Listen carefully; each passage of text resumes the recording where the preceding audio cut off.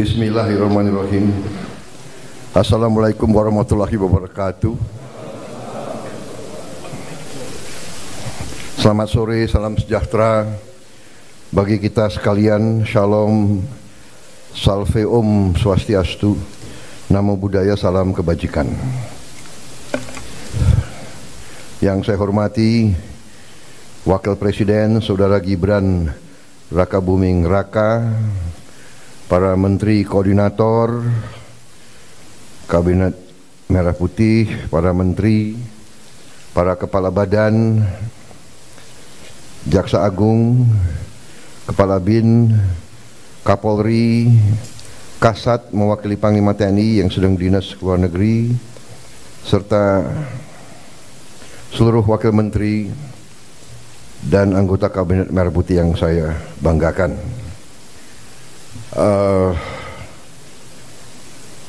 Hari ini saya mengundang seluruh kabinet untuk kita melaksanakan sidang paripurna. Tentunya ini adalah pertemuan kita sesudah kita resmi 3 bulan menjabat. Setelah saya dilantik tanggal 20 Oktober yang lalu, kemudian saudara-saudara dilantik besok harinya tanggal 21, dan para menteri, para wakil menteri sorenya. Jadi kita resmi menjabat, menjalankan mandat dari rakyat 3 bulan. Untuk itu, walaupun sebetulnya saya tidak pernah bekerja dengan target ratusan hari atau bulanan, tapi bagaimanapun itu merupakan suatu tonggak, suatu tahap yang kita selesaikan. Dan untuk itu saya kira secara objektif kita boleh bangga bahwa kita telah menunjukkan suatu hasil yang menuju kepada sasaran-sasaran kita. Saya apresiasi kerja saudara-saudara sekalian. Saya merasakan dan saya menilai kabinet kita sekarang bekerja sebagai satu tim. Saya merasakan ada suatu kekompakan, suatu kerjasama yang baik. Di sana sini tentunya masih harus kita perbaiki, itu wajar ya. Tetapi yang saya rasakan adalah semua menteri, semua wakil menteri punya keinginan yang sangat keras untuk memberi hasil kepada rakyat. Itu yang saya rasakan. Dan saya ingin mengucapkan terima kasih kepada saudara sekalian. Demikianlah yang diharapkan rakyat kita. Kita berada di trajektori yang benar, ya. Saudara-saudara sekalian,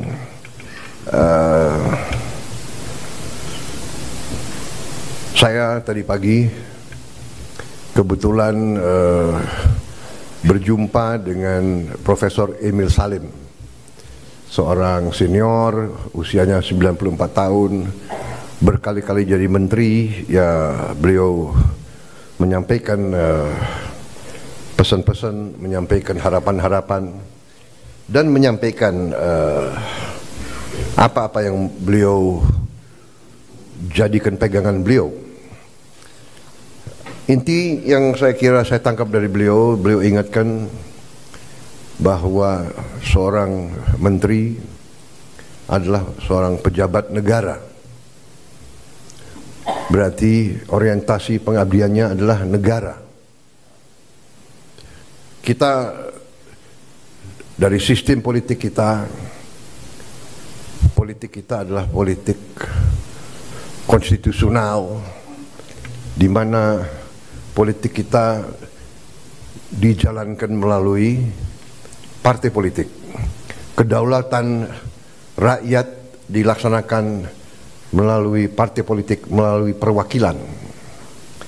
Dan itu benar bahwa sistem konstitusi kita bisa dikatakan adalah sistem campuran. Presidennya dipilih langsung dari rakyat, presidennya memiliki wewenang-wewenang presidensial, tetapi parlemen, DPR memiliki wewenang pengawasan, wewenang anggaran yang sangat besar. Dengan demikian kita telah menjalankan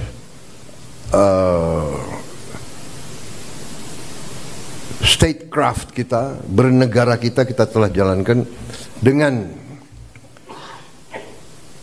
tahap demi tahap, tahun demi tahun, melalui pengalaman, melalui cobaan, melalui rintangan, tapi tahap demi tahap kita telah maju, telah menyelesaikan masalah-masalah bangsa dan masalah-masalah negara. Dengan demikian, saudara-saudara, apa yang tadi disampaikan sebagai harapan para senior kita diingatkan bahwa sebagai pejabat negara, orientasi kita pertama untuk negara. Kita memang ada yang berasal dari partai politik, ada yang berasal dari organisasi kemasyarakatan dan sebagainya, ada yang berasal dari dunia akademi, dunia ilmuwan, ada yang dari NGO, dari LSM. Tapi begitu kita sudah disumpah, begitu kita menjabat sebagai pejabat negara, orientasi kita, kepentingan kita adalah untuk negara. Dan untuk itu saya ucapkan terima kasih, karena saya rasakan walaupun begitu banyak tokoh-tokoh dari berbagai latar belakang, tapi yang saya rasakan sekarang orientasi kita adalah kepentingan negara, kepentingan rakyat. Dan saya kira ini dirasakan oleh rakyat kita. Saudara-saudara,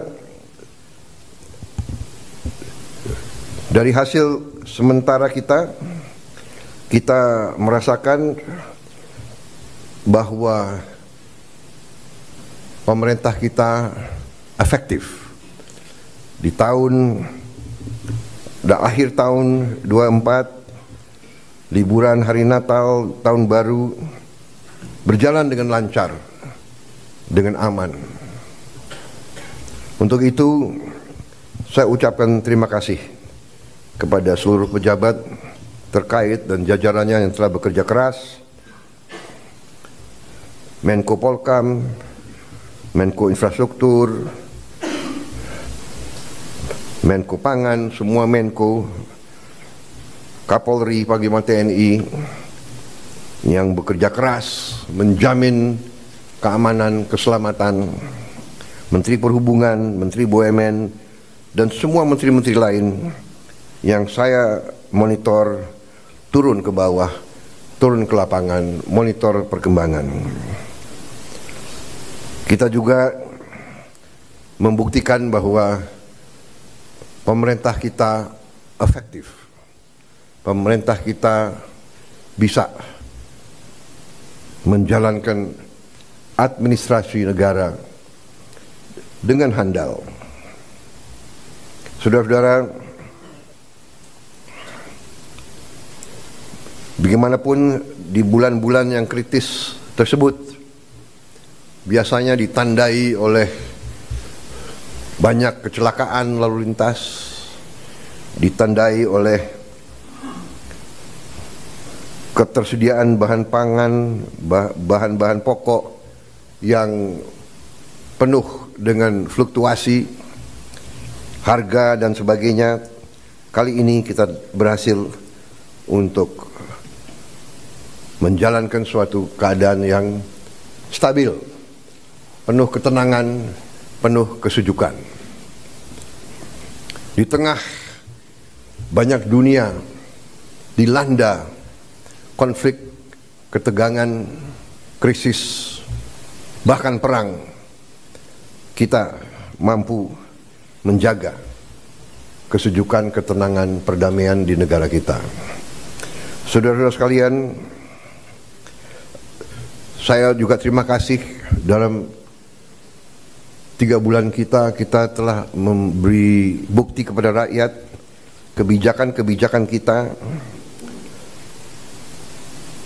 adalah kebijakan-kebijakan yang berpihak kepada rakyat, berpihak kepada kepentingan negara. Yang pertama tentunya saya menyampaikan apresiasi kepada Menteri Keuangan dengan semua timnya yang telah menyusun APBN dengan baik, dengan cermat, kerja keras, karena saya terus-menerus monitor, saya terus-menerus menuntut penghematan, efisiensi. Saya menuntut keberanian memotong hal-hal yang tidak esensial. Saya tegaskan bahwa kriteria anggaran yang akan kita laksanakan, kriteria pertama adalah harus bisa menciptakan lapangan kerja.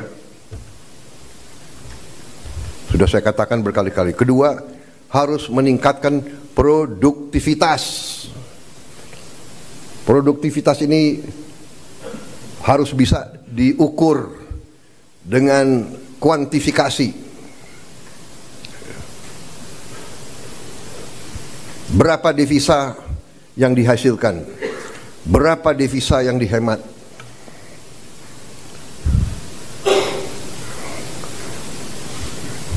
Kemudian kriteria selanjutnya adalah harus mengarah kepada swasembada pangan dan swasembada energi. Kita harus mampu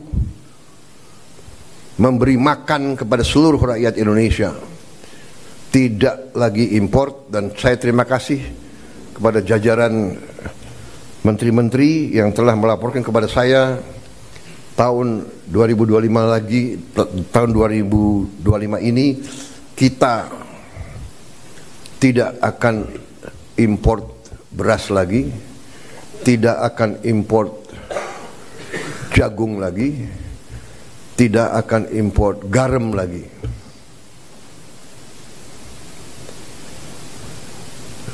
Artinya target yang saya berikan kepada kabinet bahwa Indonesia kita harus swasembada pangan dalam waktu 4 tahun. Alhamdulillah target itu bisa kita capai akhir 2025, paling lambat awal 2026. Jadi mungkin 3 tahun lebih cepat dari sasaran yang kita tetapkan. Artinya bahwa dengan niat baik, dengan kerja keras, ya, dengan orientasi kepada negara dan bangsa, kebijakan yang masuk akal akan membuahkan hasil yang cepat. Ini harus kita yakini.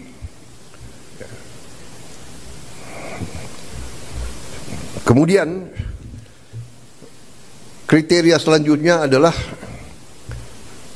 harus bisa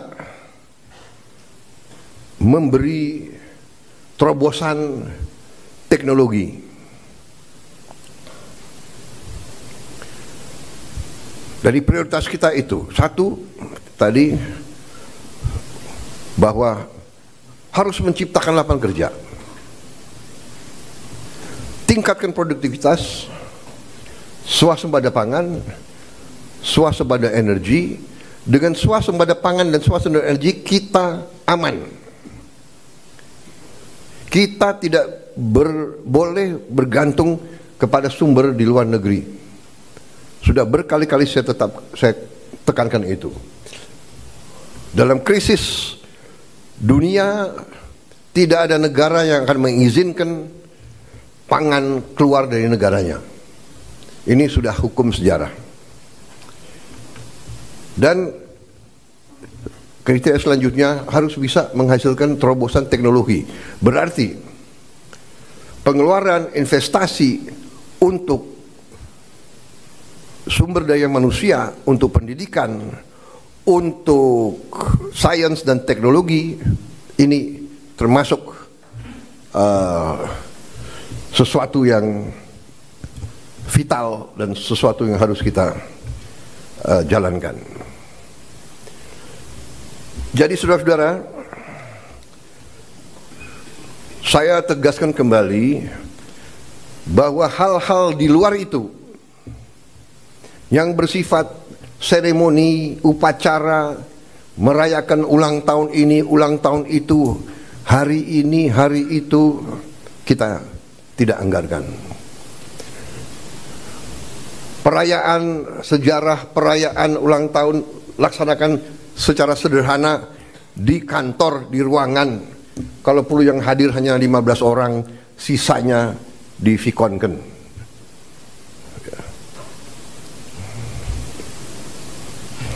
Perjalanan dinas dikurangi. Saya potong setengah. Dengan setengah kita bisa menghemat 20 triliun lebih. Kalau kita hitung 20 triliun, berapa puluh ribu sekolah, gedung sekolah bisa kita perbaiki.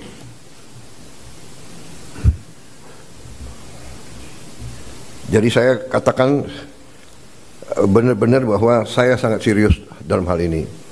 Saya minta loyalitas semua menteri, semua kepala badan untuk patuh dalam hal ini, ya. Dan saya terima kasih kepada tim keuangan yang telah menjalankan penyisiran, kajian terhadap anggaran sampai serinci-rincinya. Kalau tidak salah, mungkin sampai satuan ke-9 kalau tidak salah. Mungkin pertama kali dalam sejarah, ya, Presiden Republik Indonesia mengecek sampai satuan ke-9. Jadi saudara-saudara pun mungkin tidak tahu anggaran-anggaran tersebut, ya. Karena kita sudah lama jadi orang Indonesia. Jadi, tapi ini saya kira sesuatu yang membanggakan. Dengan demikian kita bisa bekerja dengan sangat cepat. Saudara, program makan bergizi kita berjalan. Alhamdulillah, kita telah luncurkan tanggal 6 Januari yang lalu. Sampai sekarang berhasil melayani 650.000 anak-anak kita di 31 provinsi. Ini berkat kerja keras banyak pihak, ya, Kepala Badan Gizi, jajarannya, Mendagri, Menteri Pendidikan Dasar dan Menengah, Menteri Bappenas, Menteri Desa, Menteri BUMN, Menteri Kesehatan, Panglima TNI, Kapolri, para kepala sekolah, para gubernur, bupati, tentunya Menteri Keuangan.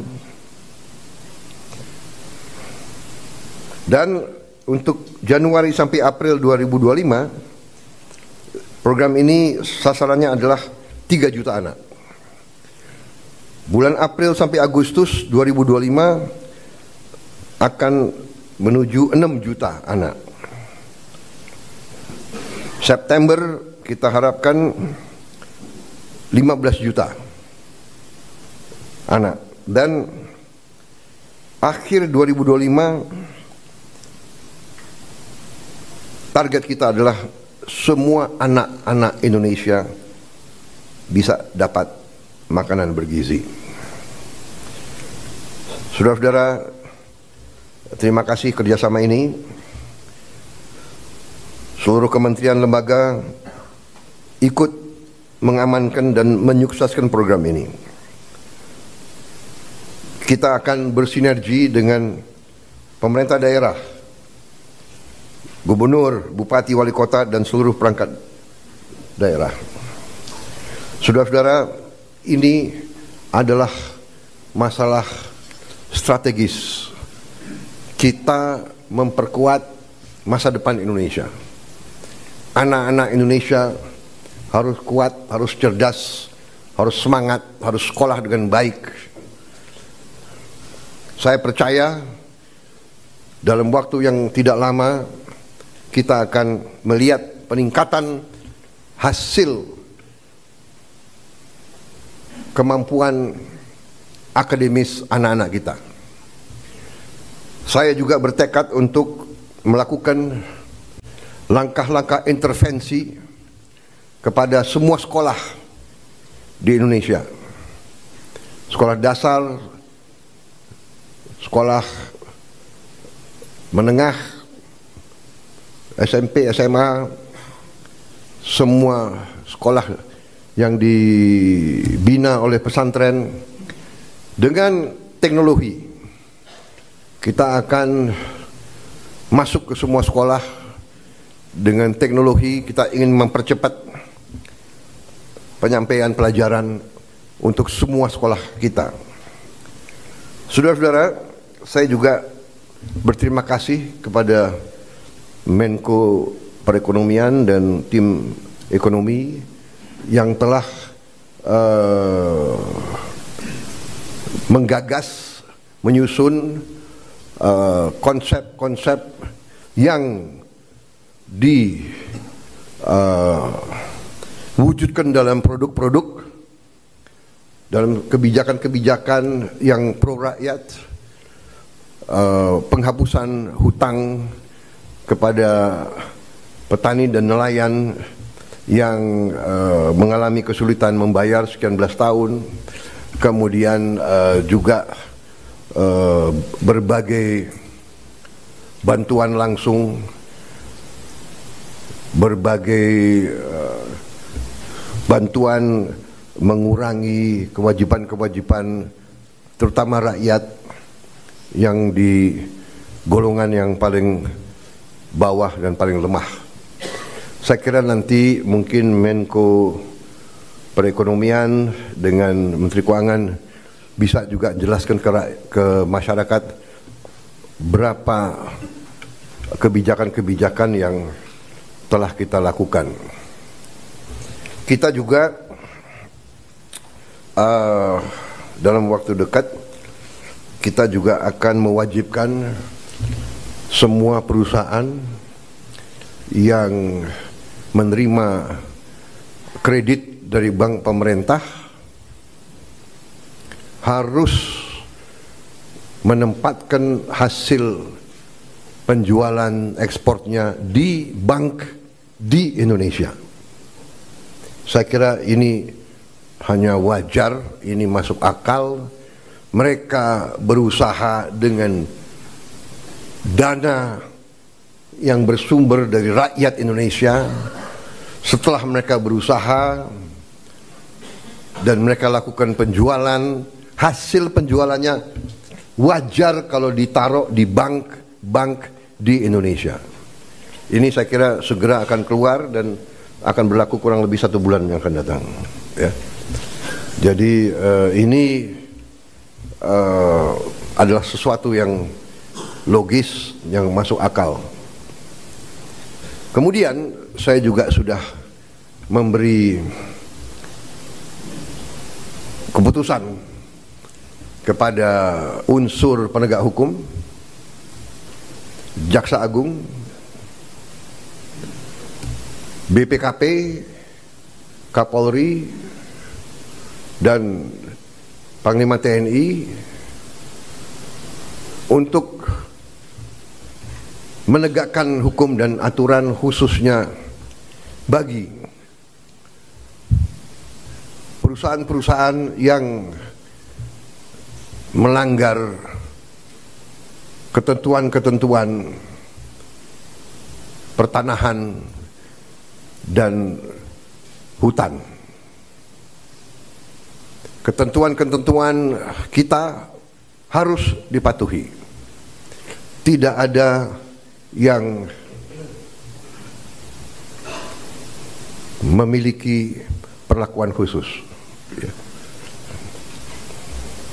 Bagi mereka yang sudah diberi kesempatan berkali-kali untuk menyelesaikan kewajiban-kewajibannya dan tidak melakukan, ya pemerintah akan melaksanakan kewajibannya, mencabut izin dan menguasai kembali lahan-lahan tersebut. Apalagi lahan-lahan itu adalah hutan lindung dan sebagainya.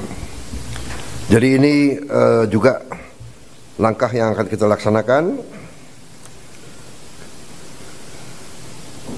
Saudara-saudara sekalian, saya juga sangat berterima kasih kepada banyak jajaran. Baru hari Senin kemarin saya mendapat kehormatan meresmikan 37 proyek strategis ketenaga listrikan nasional, mencakup 26 pembangkit listrik